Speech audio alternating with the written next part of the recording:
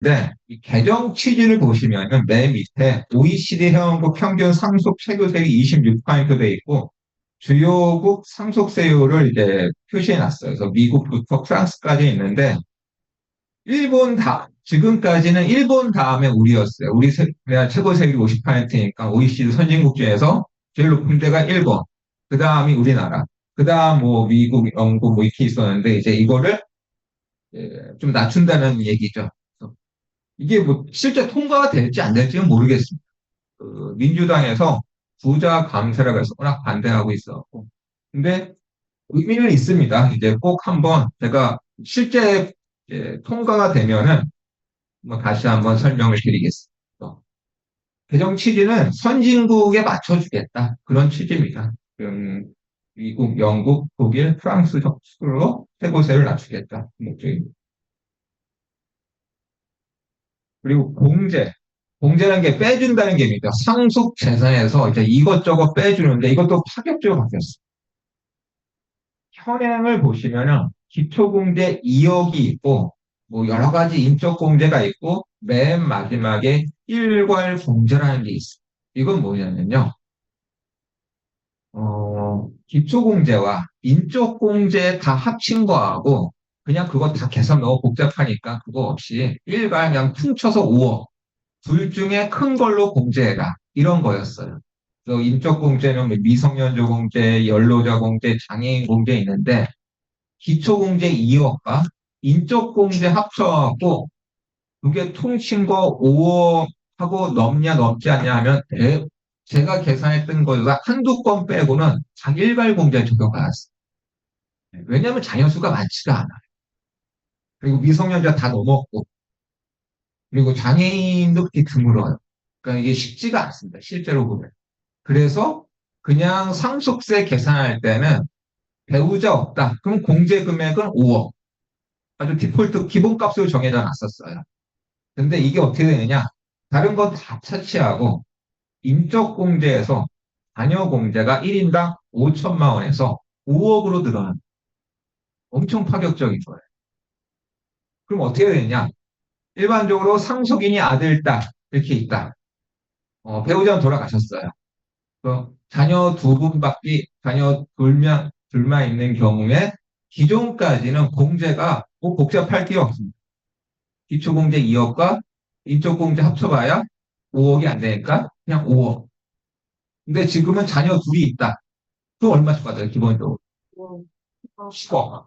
거기다 기초공제까지 하면 12억. 네. 그럼 어떻게 되느냐?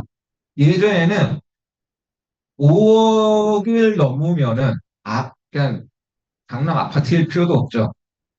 이, 이해 듣기 위해서. 한 12억 언저리에 있는 아파트들. 강남 말고. 분당. 그렇죠. 분당, 평촌. 이런데 아파트 한 채, 매매가가 한 11억에서 13억 왔다 갔다 한다. 1층은 한 10억 5천, 고층은 한 13억, 감정평가 받으면 다 12억 안에 들어온다. 이런 아파트 한 채 남겨놓고 가시는 분들은 과거에는 그거와 5억을 뺀 나머지에 대해서 상속세 대상이었어요. 근데 내년이 되면은 다 빠집니다. 자녀 두 분만 있다 가정 1인당 5억씩. 아마 여기에서 상속세 신고연이 확 줄어들 거예요. 상속세 실제 통계 자료를 보면은 상속재산 10억에서 20억 사이가 그러니까 20억 이하, 상속재산 20억 이하가 전체 신고 인원의 3분의 2를 차지합니다. 대부분 여기 20억 이하에 들어와 있어요. 3분의 2 정도가 그보다 더 낮은 분들이 있고요. 근데 이 공제가 적용이 된다. 그러면은 상속세 부담이 굉장히 많이 줄어들어요. 이거는 진짜 중산층 다자녀 가구한테는 큰 혜택일 수 있습니다. 그리고 세율도 낮아지고요. 어, 이제 97년에 너무 그 당시까지에는 이 상속세 신고 이윤이 얼마 안 돼갖고 이 개정이 큰 의미가 없었는데 이게 97년 이후로 1인당 5천만 원이었어요. 근데 20 몇 년 만에 바뀌는 거죠. 20, 예, 27명 바뀌는 거라서 이제 5천만 원이 10배가 올라가 5억까지 공제가 됩니다. 요거는 좀 복잡한 얘기인데 이런 게 있다 한번 들어보세요. 이거는 요 내용만 갖고는 세무사를 이해하기 힘들어요. 저도 다른 세무사 강의를 들어봤는데 이거는 그냥 두루뭉실 넘깁니다. 왜냐? 그만큼 자료가 없어요. 정확히는 세법이 바뀌고 그 다음에 이제 그 하단에 있는 시행령, 시행 규칙이 세법에서는 아주 포괄적으로 규율하고 나머지는 구체적으로 시행령, 시행 규칙이 있어야지 정확한 걸 해석할 수 있고 또 하나는 법이 적용된 다음에 여러 가지 예규 판례가 나와. 이런 사례들이 계속 모여갖고 이제 어느 정도 이제 예측 가능하게 되는데 지금은 법률만 나온 겁니다. 큰 이제 개괄적인 부분에서 설명드립니다. 지금도 가압상속공제가 있죠. 10년 이상 가압을 영위하면 최소 300억, 30년 이상까지 하면 600억까지 빼준다는 겁니다. 웬만한 건 다 빠져요. 조그만 중소기업들은 뭐 100억 원저리다, 뭐 500억 원저리다. 가압 영위 기간만 맞추면은 300억, 600억까지 공제가 되니까 다 빼준다는. 이건 지금도 가능한 일이에요. 그런데 이거 말고 공제 한도를 2배로 늘려주겠다는 거예요. 하나는 밸류업하고 하나는 스케일업입니다. 밸류업. 주식 투자하시는 분들 아마 알고 있어요. 요즘에 뭐 밸류업 관련 회사는 뭐 어떻게 혜택을 준다 그러는데 아직 실질적인 혜택은 없어요. 그래서 밸류업이란 건 뭐냐면은 주주 환원을 많이 하는 회사입니다. 그냥 다른 회사보다 배당 많이 한다. 배당 많이 하는 회사는 나중에 가업 상속 공제 받을 때 일반적인 공제보다 2배씩 더해주겠다. 여기 밸류 아래 요건을 모두 충족할 거 보시면은 뭐 기업 가치 제고 계획을 동시를 해야 되고 그 다음에 당기 순이익 대비 주주 환원액, 배당금 자기주도 소각 비율이 업종별 평균의 120% 이상 되는 거를 밸류업 기업이라 부른다는 거예요. 이런 회사들은 나중에 가압상속공을 공제받을 때 공제 한도를 기본보다 2배 더해준다. 이런 겁니다. 스케일업. 스케일업은 R&D 투자를 더 많이 한다. 그러면은 똑같은 혜택을 주겠다는 거. 그 다음에 한도도 없는 게 있어요. 그게 공제 한도 없다는 게 뭐냐면 다 해주겠다. 파격적이죠. 상속세 내기 싫으면은, 싫다보다 상속세가 부담되면은 기회발전 특구로 이전하면 된다. 그럼 기회발전 특구가 어딜까요? 지방이죠. 네, 지방이죠. 수도권 과밀 억제 권역 특구로 이전한 기업은 근데 본사만 달랑 가는 게 아니라 상시 근로자 전체 근로자서 50% 이상이 가야 돼.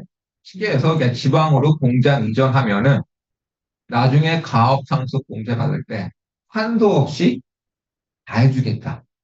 굉장히 파격적이죠.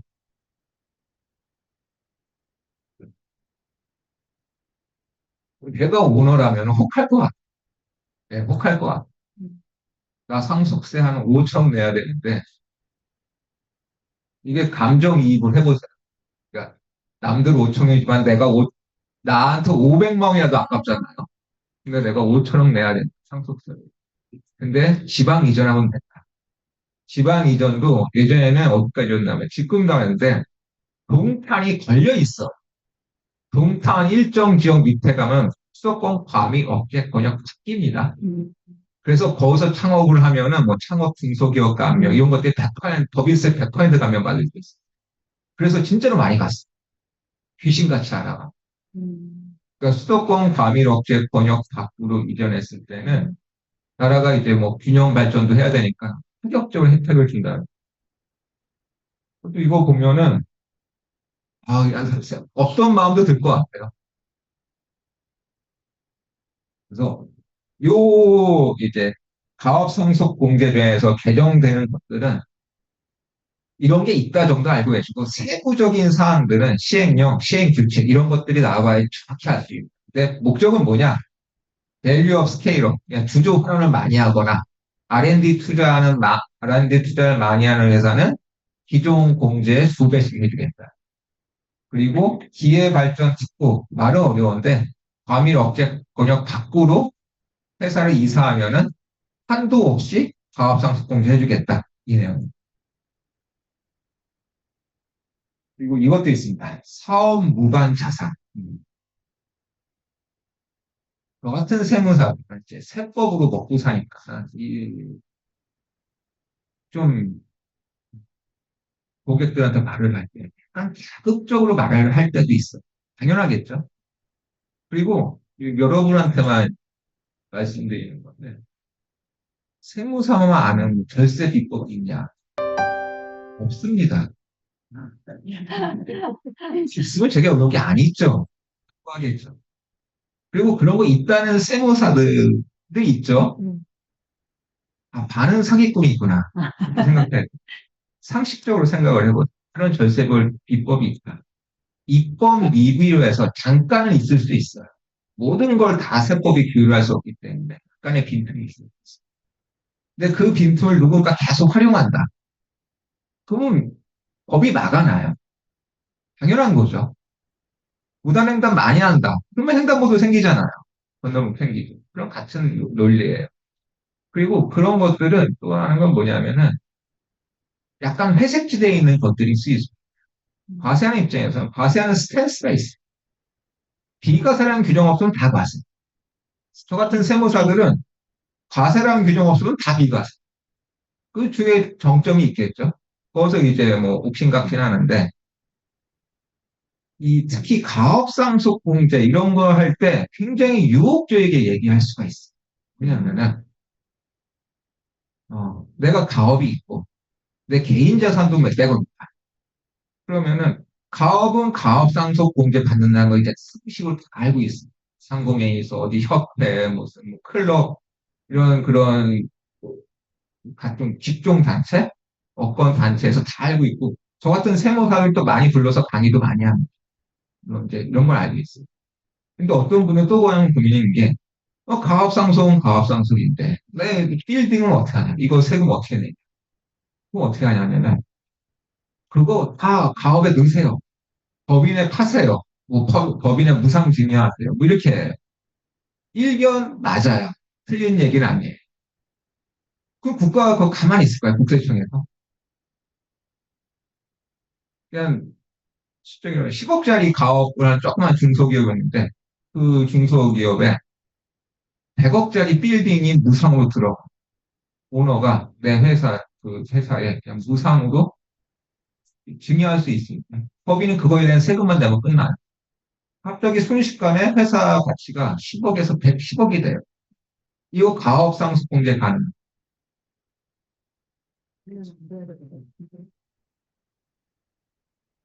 아니면 내 현금 100억을 바로 집어넣어. 나 현금 100억이 있는데 이거 상속세 50억 내면 너무 아까우니까는 그냥 뭐그 세금 내용이 우리 법인에 주지. 그 법인이 20억 세금 내고 받아요. 가업상속공제 가능합니다.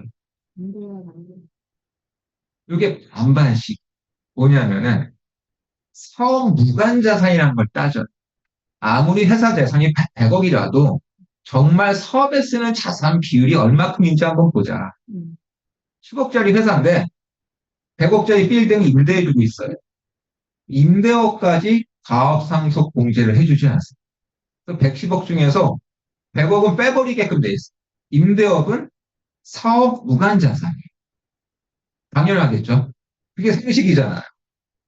그걸 안 막아놓으면 다 가업상속됐다 난리 나요. 모든 임대업자들. 두 번째, 과대 보유 협의라는 게 있어요. 이건 뭐냐면은 죽기 전에 바로 100억 집어넣어. 전에는 회사가 10억밖에 없었어요. 근데 100억 들은 이것까지 다 해줄까요? 안 해주죠. 어떻게 하면은 니네 회사가 평소에 얼마 갖고 있는지 한번 보자. 그 5년치 평균 낸 거에 150%까지 인정해줄게. 평소에 10억 갖고 있었는데 지금 100억 들어왔다. 그럼 얼마까지 인정해준다는 거예요? 15억. 15억까지만. 네, 15억까지는 가압상속공제 인정해주고 85억은 사업 무관 자산이야. 이렇게 하는 거야. 이게 상식적이잖아. 가업에 모든 걸 다 집어넣을 수는 없어. 집어넣는다 해도 다 걸러진다. 그게 뭐 비사업용 토지, 영업 활동과 관련 없는 주식, 사업무가 뭐 임대부동산, 대여금 이런 것들이에요. 이런 것들은 회사 자산에 녹아 들어가 있어도 가업하고는 무관하다. 이런 것까지 공시 안 해주겠다는 건데 개정안은 뭐냐면 약간 더 이제 늘려준 거예요. 임대부동산 당연히 안 되는데 그 부동산에 임대주택이 껴있다. 그러니까 저기 임직원들이 사는 사택이 껴있다. 이건 인정해 줄게. 대여금 회사가 대여금이 있는데 그 대여금이 알고 보니까 임직원 합자금이나 주택자금이에요. 이것도 해줄게. 그리고 과다 보유 현금. 전에는 5년간 150%였는데 지금은 200%. 쉽게 얘기하면 뭐예요? 이게 가업 상속 공제할 때 그걸 늘려주겠다. 약간 또 완화시켜주겠다. 그 내용입니다.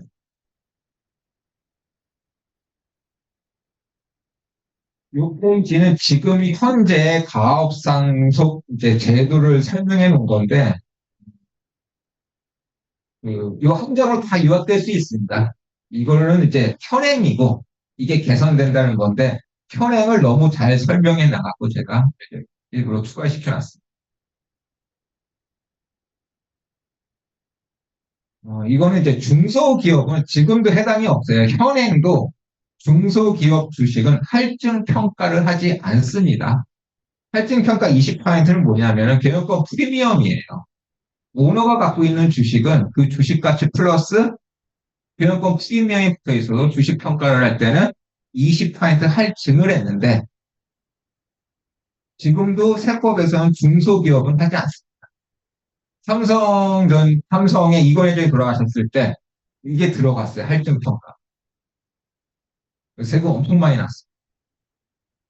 그러니까 이게 좀 불합리하다 그래갖고 지금은 중소기업은까지는 안 했는데 이제는 대기업도 안 하겠다. 할증 평가를 이제 앞으로는 없어집니다.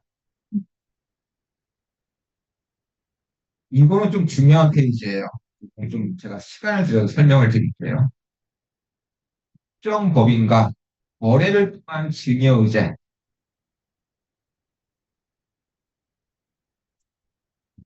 꺼지는 게 맞나요? 조금 있으면 연결. 저는 괜찮은데 요즘에 이게 특정 법인들 엄청 많이 만들죠. 저도 제 업무 상담의 반이 특정 법인. 진짜. 그냥 가족 법인을 엄청 많이 만들고 있어요. 왜 만드는지도 모르는 분들도 많아요. 그냥 옆집이 만드니까 우리 집도 만드는 거예요. 유행처럼. 아, 그 정도 현대 아파트의 마주머니도 친구 모임 가면은 아예 프로세스가 있습니다. 회사 만들고 그 회사는 또 수도권 과밀 억제권역 밖에 있어야 되니까는 용인시 어디에 지식사한테 이 테이블 하나에 빌려 연간 월세 연세 40만 원짜리 그런 임대해 주는 데가 있고 모든 게 그걸 전문하는 법무사가 있고 그걸 기장해 주는 연간 모든 신고 다 포함해서 100만 원 이런 세무사들이 있고 그래서 이런 걸 원스톱으로 다 해주는 어떤 아주머니가 있어. 다 법인 만들어요. 왜 만드시냐? 아, 그건 모르겠고, 미용실 아주머니가 만들려고 그랬다. 네, 그런 게 있어요. 그걸 왜 만드냐? 이제 그걸 설명드릴게요. 뭐냐면은, 개인과 개인, 부모, 자식 간에 주고받는 거는 이 상속세 또는 증여세, 양도세 대상이라고 규제가 심해요. 부모가 자식한테 세금 없이 빌려줄 수 있는 돈 한계가 얼마인지 아시죠? 2억 1 그렇죠. 2억 1,700만 원 정도 돼. 왜 2억 1,700인지 알아요? 네, 이자 10만 원. 그렇죠. 연간 이자 1000만 원 이하까지는 세금이 없습니다. 지금 세법상 이자율이 10.6%. 1000만 원을 0.0465 남으면 뭐 2억 1,700 얼마 나와요. 그래서 부모 자식 간에는 2억 1,700까지는 세금 없이 빌려줄 수 있다. 여기에 자식이 직접 받는 게 아니라 자식이 만든 법인의 부모가 빌려준다. 얼마까지 빌려줄 수 있는지 아세요? 연락하게 많이 일을 되는 거니? 몇십억 아니야? 여기 10배 21억. 법인 간의 거래는 아까 한도가 개인은 1,000만 원이었죠. 무이자가. 법인은 1억이에요. 그러니까 법인 만들. 특정 법인이 이런 법인을 말하는 특정 법인. 여기 보면 과세 대상 거래 보면은 재산 용역 무상법 제공 또는 고저가 거래, 채무 면제, 뭐 인수 변제, 시가보다 낮은 거에 현물 출자 이런 거를 다 지금도 과세를 하고 있어요. 특정 법인은 아까 부모 자식 간의 직종 2억 1,700인데 그러지 말고 자녀가 100% 주주로 있는 법인에 돈을 빌려준다. 그러면 기존 자녀한테 빌려준 돈의 10배를 더 빌려줄 수 있어요. 그러니까 법인을 엄청 만들어내요. 그리고 그게 지금 합법입니다. 그리고 저도 그런 걸 많이 컨설팅을 하러 다녀요. 한 100억 빌려주세요. 그러고 있습니다. 왜냐하면 법인이 한번 씌워지면은 한도가 10배로 늘어나요. 또 하는 게 개정안 보시면은 전에는 없었는데 자본 거래를 통한 이익 분여 이런 게 있죠. 말이 복잡하죠. 무슨 얘기하는 거. 좀 파격적인 거고. 법인이 하나 있다. 법인의 재산은 딱 건물 하나 100억짜리 하나 있다. 그 100억의 주주는, 아니, 법인의 주주는 100% 아버지라고. 아버지가 이 100억짜리 빌딩을 자녀한테 증여, 그러니까 뭐 부동산 말고 주식을 증여하려면 세금 꽤 많이 나옵니다. 엄청 많이 내요. 아까 상속 증여세율 봤잖아요. 20몇 억 내. 근데 어떻게 하냐면은 아들한테 너도 법인 하나 만들어라. 법인을 만들어. 아들이 아빠 주식 한 주를 삽니다. 그럼 아빠는 99.999, 아들은 0.0001, 이 정도 비율 돼요. 딱 한 주 있으니까. 여기 근데 배당할 때는 반대로 해버려요. 아빠는 1,000원 받고, 아들은 9억 9,999만 9천 원 받는다. 가지고. 아들이 받는 게 아니죠. 정확히 누가 받는 거예요? 아들 법인이 받는 거예요. 이게 자본거예요. 그럼 뭔가 이상하죠. 상식이 안 맞죠. 그게 아버지와 아들 간에 이런 거 했으면 바로 징역어요. 다 막아놨습니다. 이게 차등배당이잖아요. 다 막아놨어요, 지금. 네. 그럴 때는 그냥 다 배당 소득세 내라. 근데 거기에 법인이 들어가는 순간 과세가 아니라 그냥 배당 소득세만 내면 됐어요. 증여세 안 내고. 그리고 또 하나. 배당까지는 그래도 뭐 그런 뭐 좀 배당 소득세 내니까 이게 뭐 대단한 게 아니라 증여세와 소득세의 세율 차를 이용하는 겁니다. 증여세 지금 최고세는 50%고 소득세 최고세는 45%니까는 둘 중에 싼 걸로 찾아 들어갈 수 있다는 거예요. 세법 논리는 이러한 걸 활용하면은 굉장히 복잡해 보이지만 결국 적용되는 세율이 뭔가 그 중에 싼 게 뭔가 그걸 찾아 들어가는 기법. 이제는 더 파격적. 뭐냐면은 아버지가 내가 갖고 있는 주식 나는 이제 뭐 굳이 뭐 돈 필요 없으니까 다 감자할게. 감자가 뭔지 아시죠? 네. 다 감자해서 내가 돌려받을게. 근데 얼마 돌려받느냐면은 뭐 돈도 필요 없으니까 100만 원에 돌려받을게. 내 주식을 다 감자 해갖고 난 100만 원만 필요한데 그럼 아들 법인은 갑자기 100% 주주가 되는 거죠. 뭐 100만 원은 그냥 무시하고 100억 이익을 받잖아요. 그렇죠? 100억 이익을 보면은 당연히 법인세 냅니다. 20억 냈다 할게요. 그런데 여기서 큰 혜택을 본 거, 가장 큰 혜택은 누가 본 거예요? 아들. 아들이 본 거죠. 이때 좀 어떻게 될까요? 이럴 때 어떻게 될 것 같아요? 중요 아니에요. 네, 증여가 아니라는 거예요. 여기 보시면은 특정 법인과 거래를 통한 증여 의제 범위 확대, 자본 거래를 통한 이익 분여가 새로 생긴다 그랬잖아요. 지금까지 이런 걸 너무 많이 하니까는 전에는 아름아름 아는 사람만 했어요. 아, 이게 상식으로 말이 돼? 했는데 법 규정이 미비해갖고 뭔가 법인을 통해서 이런 감자를 하면은 누군가한테 확실히 이득이 가는데 그거를 과세할 만한 근거가 없었어요. 근데 내년에 어떻게 되느냐?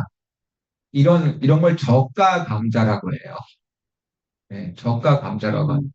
음, 쉽게 얘기해서 아들이 냈어야 될 증여세를 법인세로 툭 쳐버리는 거예요. 음, 이게 가능했어요. 지금도 가능합니다. 근데 개정이 되면 어떻게 된다는 거예요? 내야 돼. 증여세 내야 돼. 이런 것들이 이제 비법이라 해갖고서 이제 여러 유튜브에도 올라가 있고, 뭐 틀린 얘기는 아니죠. 비법은 비법이죠. 비법인데, 또 시간이 지나면 또 이렇게 막히고 합니다. 그래서 특정 법인과의 거래, 이건 뭐냐면 결국 관계가 대주주인 사람과 법인을 할 때 뭔가 거래가 상식에 좀 안 맞는데, 하지만은 이제 입법 미비로 좀 이제 과세하지 못했던 것을 이번에 요 빨간 글씨 자본 거래를 통한 이익 분여도 증여세로 과세하겠다. 그래서 이제 요즘에 다른 GA들에서는 난리가 났어. 멀쩡한 법인도 빨리 저가 감사하자 찾아다니고 있어.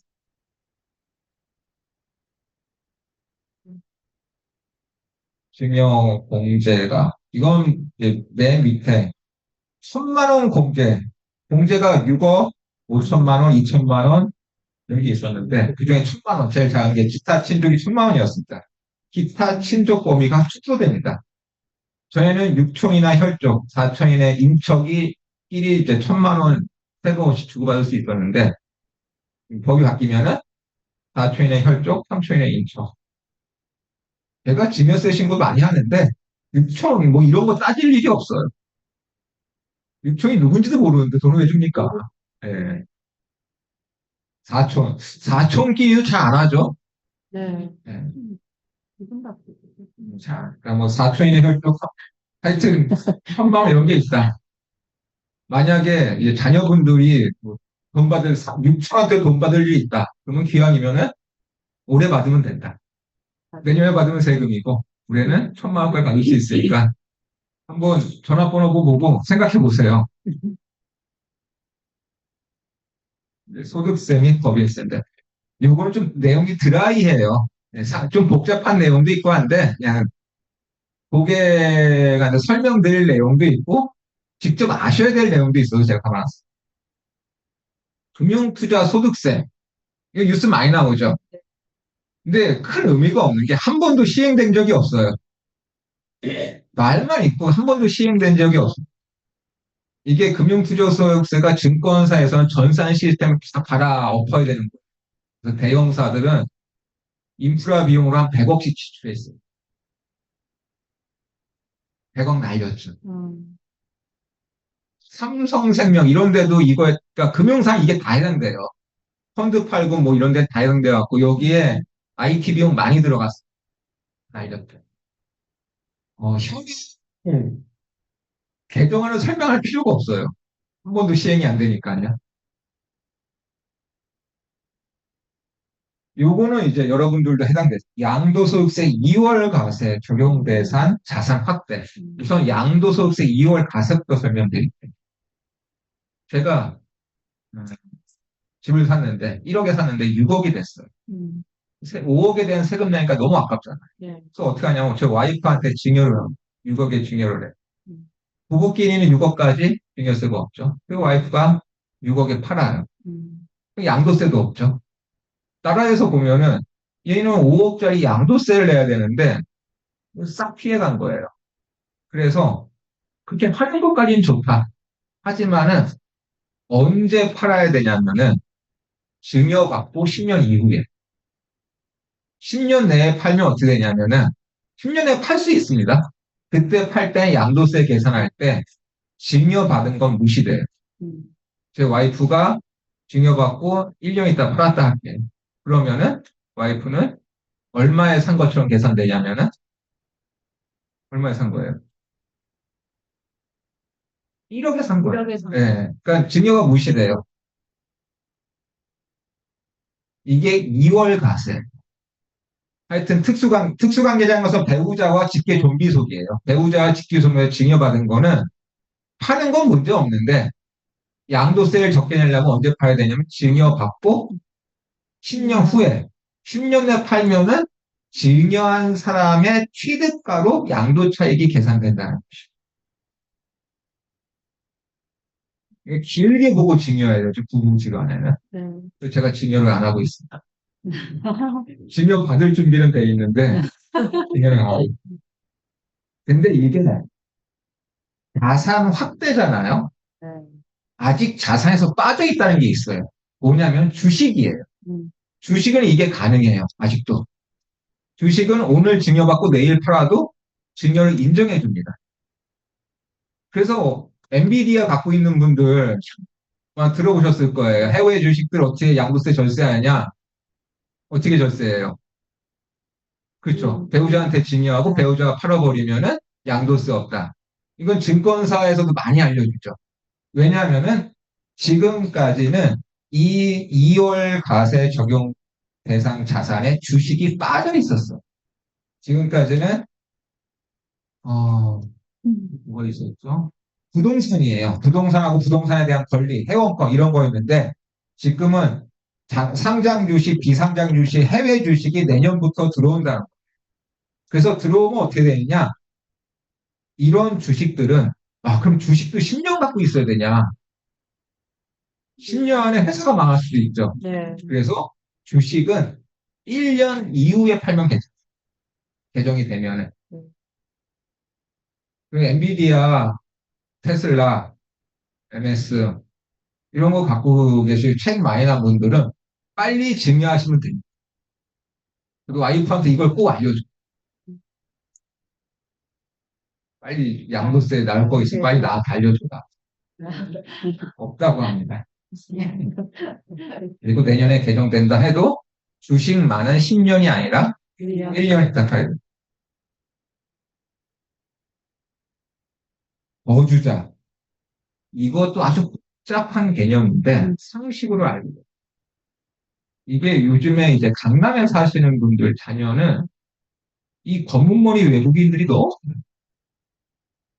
이게 거주자인지 비거주인지 판단이 불가할 게 굉장히 많아요. 고등학교 때 유학 갔다 가죠. 고등학교 때 유학 가서 지금 대학원 박사 과정이에요. 그래서 결혼도 했어요. 1년에 한 달 정도 한국에 들어와요. 이 거주자일까요? 비거주자? 그거주다. 거주자. 유학생까지는 거주자로. 정확한 거는 1년에 183일 이상 한국에 거주를 해야만 거주자인데 또는 생계를 같이 하는 사람이 한국에 있어야 거주자인데 유학생은 얘가 들어올지 안 들어올지 모르는 거예요. 근데 이제 박사학위가 끝나고 결혼도 했고 벌써 돈을 취직을 했어요. 그럼 어떻게 될까요? 그때는 또 비거주자예요. 그래서 이제 먹고 살고 자기가 독립해서 먹고 살고 있으니까. 그래서 또 환영이 있습니다. 삼성전자 근무하면서 미국 지사로 파견 갔어요. 이 사람 거주자일까요? 비거주자? 거주자예요. 네, 돌아올 게 확실하니까. 근데 거기서 스카우트 제일 받았고 딴 데 이직했어요. 비거주자. 애플로 이직. 그러니까 이 거주자, 비거주자에 해당되는 분들은 자기 유리한 쪽으로 판단을 해요. 내가 증여받을 때는 막 거주자 되고 싶고 한국 세금 낼 때는 비거주자 되고 싶고 그래. 당연하겠죠? 네. 내용이 복잡한데 기본 거는 1년에 반 이상 한국에 주소를 둔, 거소를 둔 개인은 거주자예요. 1년에 183일 이상. 이 사람은 거주자입니다. 손흥민, 거주자일까요? 비거주자? 이거죠. 제가 손흥민의 소득세 신고는 3일 회계법인에서 한답니다. 저도 이제 회계법인에 근무하는 친구한테 들었는데 손흥민 입국하고서 시즌 끝에 입국하고서 다음날 회계법인 갔는데 회계사들이 복도에 돌려와서 박수를 쳐줬대요. 제가 봤을 때는 비거주자로 신고할 거예요. 이게 왜 그러냐면은 거주자는 전 세계 모든 소득에 대해서 우리나라가 과세합니다. 손흥민이 영국에서 뛰고 있는 연봉, 게토레이 광고 많이 하잖아요. 그거 따지지 않아요. 하여튼 전 세계 모든 나라에서 버는 소득은 다 우리나라 국세청에 신고하게끔 돼 있어요. 그리고 해외에서도 세금 낼 거 아니에요.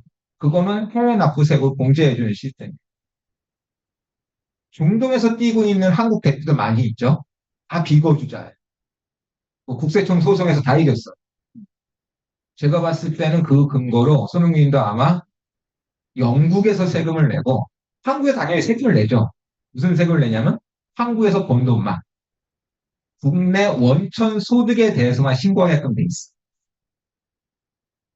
이게 어떻게 바뀌느냐? 요 밑에 하단에 요거 보고 설명드릴게요. 이게 위에 있는 말보다 훨씬 쉬워요. 네. 현행은 2026년 8월 10날부터 이제 우리나라에 주소를 넣었다. 그러면은 이다음부터 183일이 있어야지 거주자가 되는 건데 그 거주자 기준도 1월 1일부터 스타트를 해요. 그러니까 전년도 8월 10일 날 들어온 거는 의미가 없어져요. 해가 시작되는 1월 1일부터 183일 살았는지 보자 이거예요. 그러니까 전년도는 의미가 없어져요. 그래서 개정이 되면 어떻게 되냐면 들어온 날부터 카운트. 네.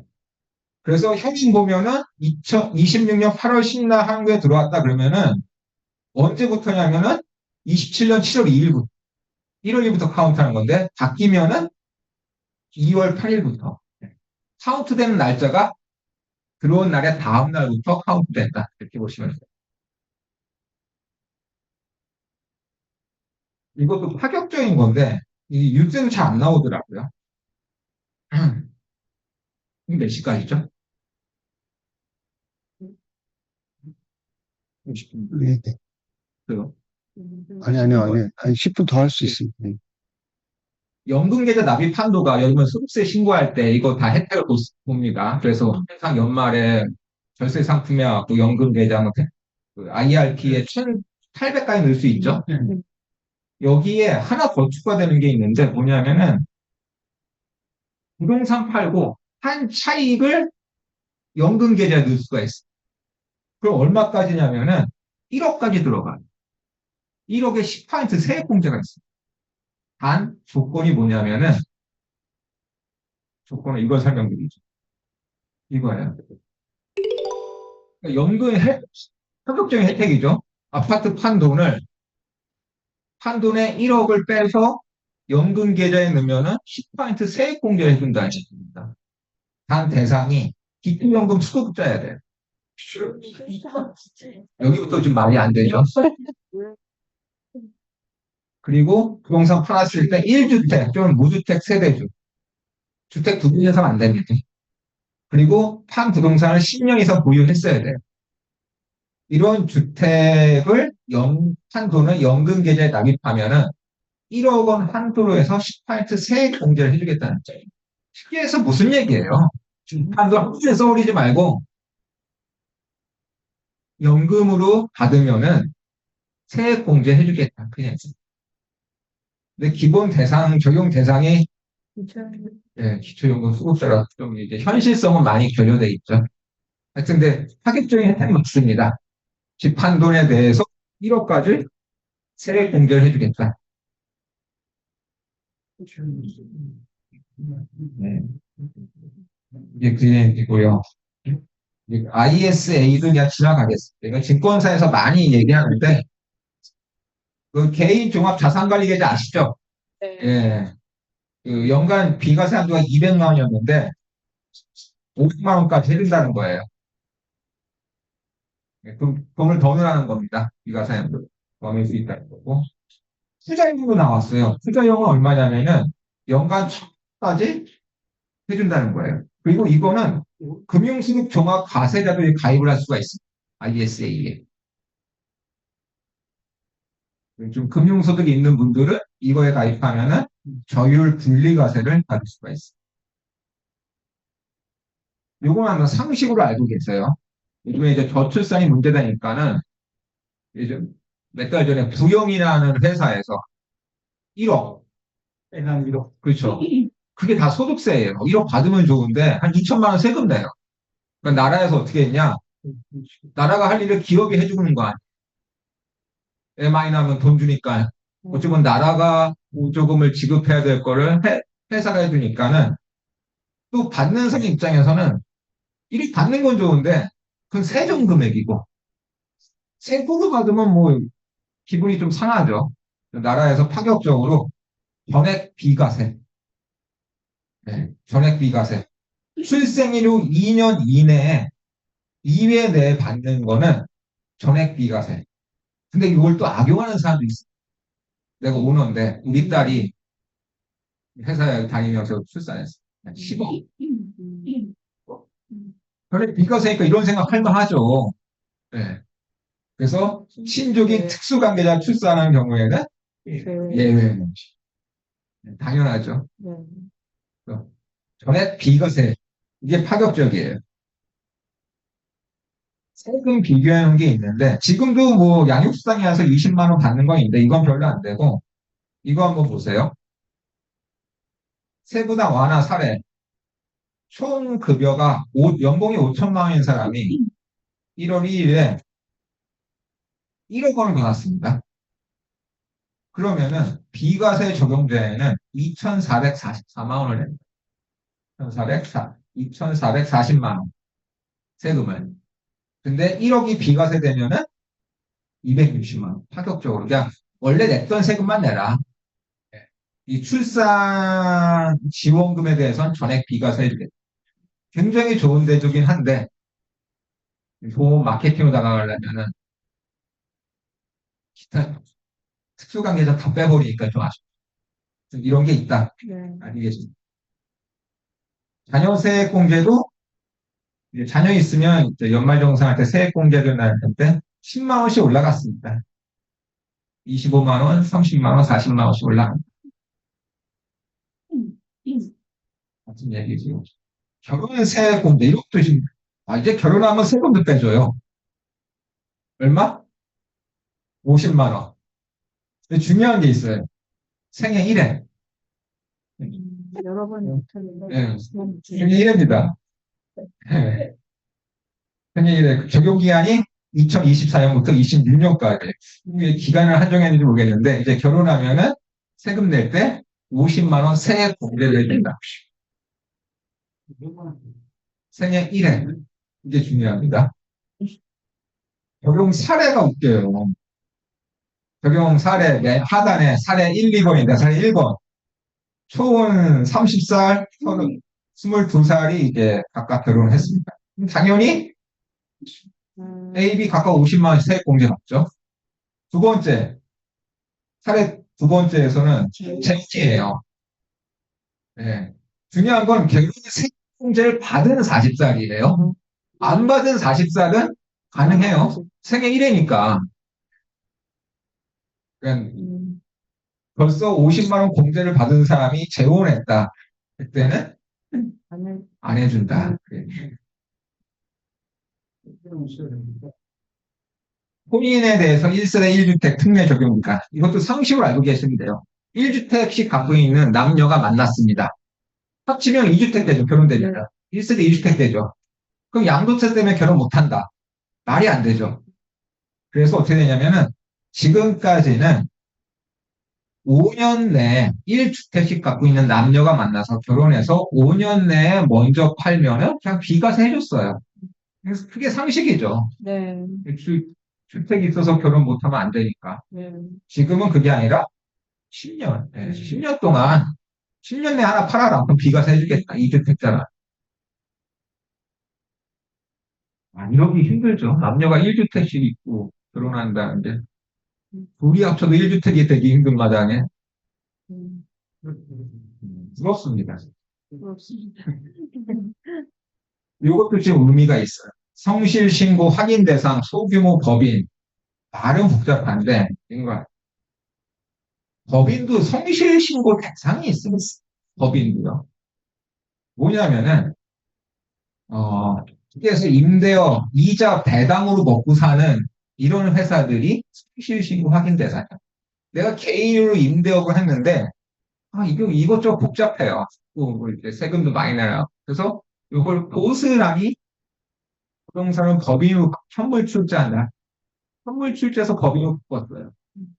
그러면 이건 성실 신고 확인 대상 소규모 법인이 됩니다. 이게 되기 전에는 뭐가 좋았냐면은 개인 최고 세율은 45%까지, 법인세율은 웬만하면 19%예요.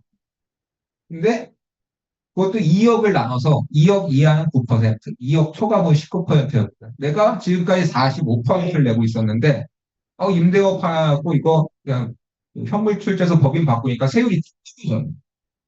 대신 내가 이제 그 돈 갖다 쓰려면 또 다른 세금을 내야 되긴 하죠. 여기까지는 좋았는데 법이 바뀌면 어떻게 되느냐? 세율이 플랫해져요. 어떻게 돼요? 2억 이하부터 200억 이하 구간 두 개가 있었는데 성실 신고 대상 소규모 법인은 세율이 어떻게 돼요?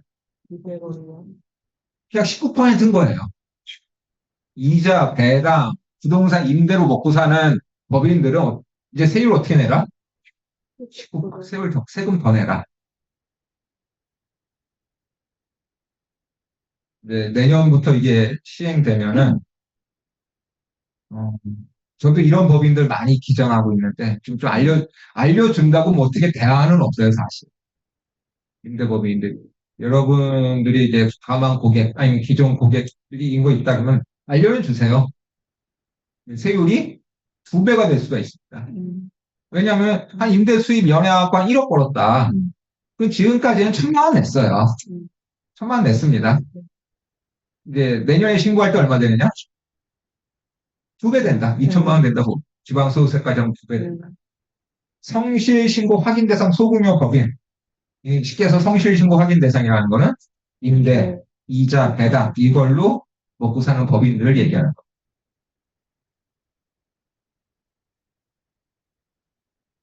상업 중소기업 세액감면 제도 합리화 이것도 있는데 이거는 기존에 창업을 하면은 혜택이 파격적이었습니다. 뭐 세금 안 냈어요. 안 내는 게 아니라 뭐 반 내, 아예 안 내거나 50% 내고 했는데 이거를 축소시키겠다는 거예요. 어떻게 축소시키냐면은 이 창업을 하려면 수도권 밖에서 하라는 거예요. 아까 뭐 이전하면은 파격적으로 준다는 거예요. 그거 같은 맥락입니다.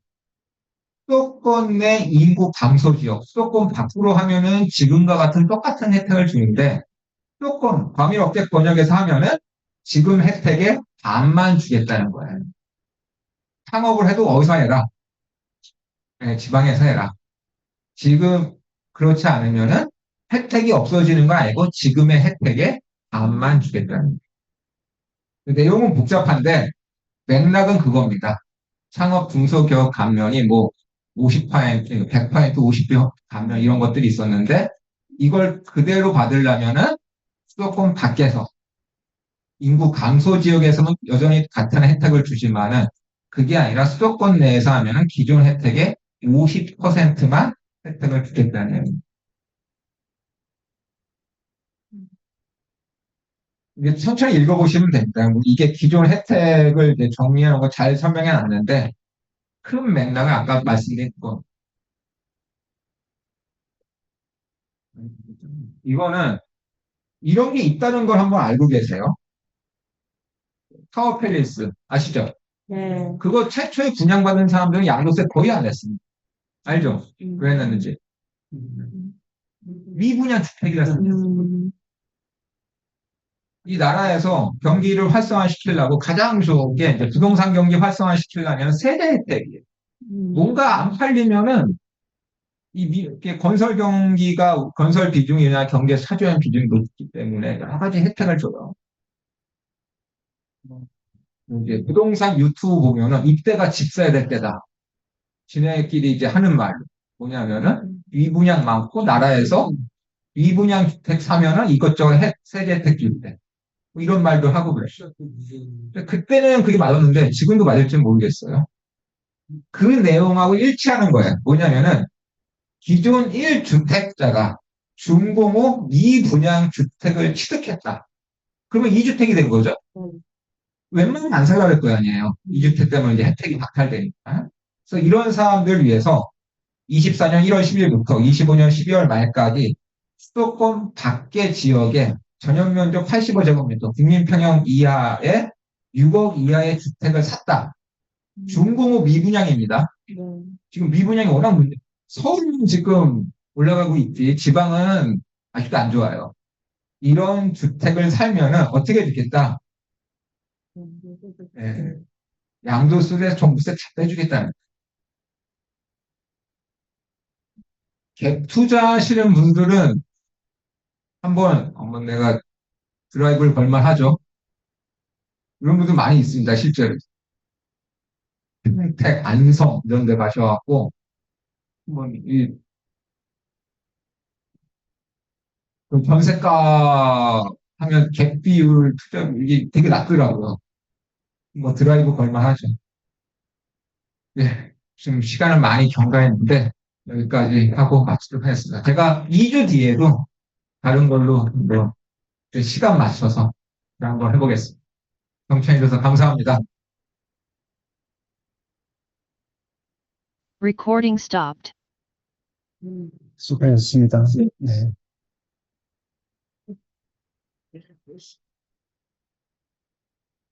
안녕하세요.